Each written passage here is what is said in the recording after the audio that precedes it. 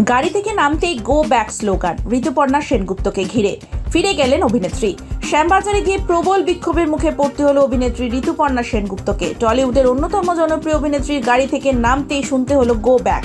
তারপরেই তিনি প্রতিবাদে অংশ নেওয়ার চেষ্টা করেন, তবে পরিস্থিতি নিয়ন্ত্রণের বাইরে চলে গেলে দ্রুত অভিনেত্রীকে গাড়িতে তোলেন তার দেহরক্ষীরা।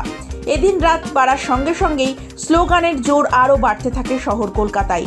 14ই আগস্টের মতো শ্যামবাজারে এদিন ছিল প্রচুর মানুষ, তাদের হাতে মোমবাতি ও প্ল্যাকার্ডও ছিল।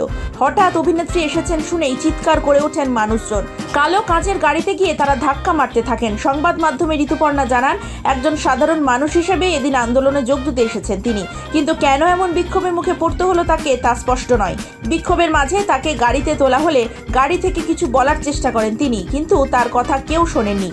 উল্লেখ্য, কিছুদিন আগে অভিনেত্রীর একটি ভিডিও ঘিরে বিতর্ক হয়, ট্রোলের শিকার হতে হয় তাকে। শুধু তাই নয়, কয়েকদিন আগে একটি চিটফান্ড কেলেঙ্কারি মামলায় কেন্দ্রীয় সংস্থার দফতরে হাজিরও হতে দেখা যায় তাকে। এর আগে বিজেপি সাংসদ অভিজিৎ গঙ্গোপাধ্যায়কে ঘিরে গো ব্যাক স্লোগান দেওয়া হয়। লালবাজার জুনিয়র ডাক্তারদের মিছিলে গিয়েছিলেন তিনি, সেখানে তাকে স্লোগান দেওয়া হয় গো ব্যাক। এই প্রতিবাদ সাধারণ মানুষের, তাই কি সেলিব্রিটি বা রাজনীতিকদের প্রত্যাখ্যান করা হচ্ছে? এটা নিয়ে উঠছে প্রশ্ন।